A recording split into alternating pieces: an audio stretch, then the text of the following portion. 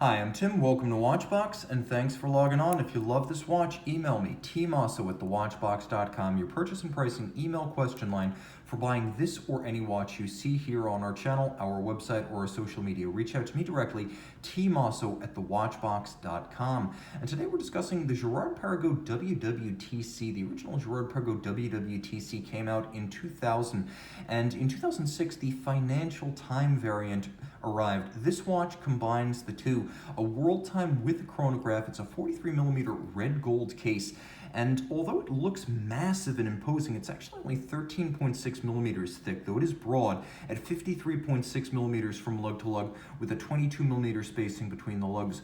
Girard-Perregaux does not have many unarguable icons. The three golden bridge is more of a movement layout, and of course the Laureato has been in and out of the collection over the years.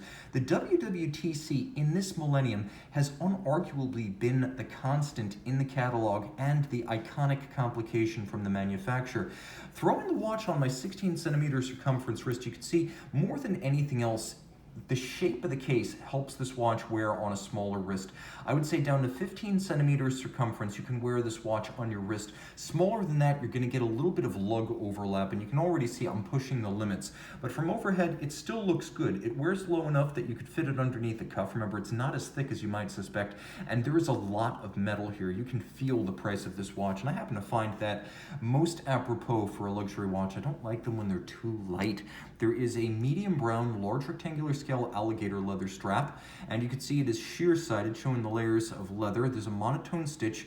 It is semi-gloss. There's a little bit of a curvature to the spring bar so that it can be drilled closer to the case. You can see the pivot point of the strap is quite a bit inboard from the lugs themselves. You'll also appreciate the fact that as this is a large, heavy, and expensive watch, Girard-Perregaux has equipped it with a full folding clasp. That's your insurance against dropping the watch while donning or removing at bedside. Of course, you will note this is a brand new Girard-Perregaux factory strap in outstanding condition. It's calfskin on the bottom, Alligator on the top. The case band is strong. It has a lot in common with the Patek Philippe Calatrava 96 series, the 96, the 5196, the 5296, basically any integrated lug Calatrava, as well as the IWC Portuguese. They all share this integrated lug profile. Where the WW.TC goes a bit beyond the others is in the dramatic taper of the lugs, and you can see there really is an almost tonneau-like camber of this case from edge to edge. There's also a differentiation between polished and satin finished aspects that handsomely breaks up the mass of the watch. We have a rather idiosyncratic design for the pushers. They're neither lozenge shaped nor round, so they're not pump and they're not rectangular. They are unique to this watch, and so much of this watch is unique. You can see a domed, polished bezel, and then a dial that features a sunburst nickel anthracite dark gray metallic center. You can see there are rose gold indices, rose gold leaf style hands. It is a loomed watch. There's a sunken date, as the chronograph, you'll note, features elevated pushers, so this is a modular chronograph on the base. The watch includes the world time function alongside the chronograph, and of course two different crowns. They look a little bit like the bolts in Frankenstein's head. Though it's a 30-meter water-resistant watch, it is a remarkably serious 30 meters, as it features screw-down crowns on both sides, and you can see how I'm able to adjust the world time reference ring using the crown at 9 o'clock. Now you'll note the watch features not just world time, but also a number of overlapping rings and reference cities in red and blue. These represent the financial capitals of the world, and you can see I'm in Philadelphia, which is the same time zone as New York, and this little index is showing me the hours that New York is open. So the New York Exchange, you can see the numeral 9 is replaced by that triangular index, and I'm actually approaching the closing bell in New York.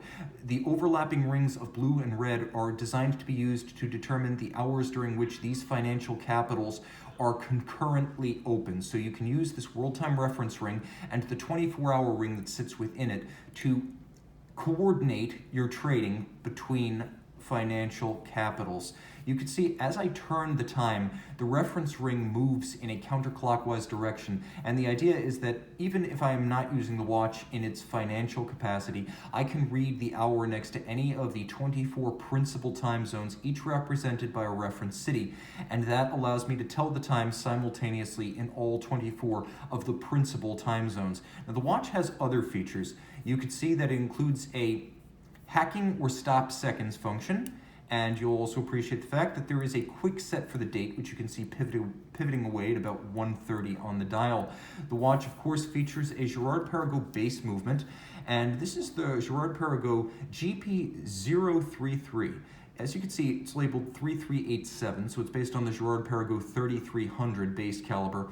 You can see there's an 18-karat red gold winding mass. It's a unidirectional winder, which is a bit more efficient than bidirectional.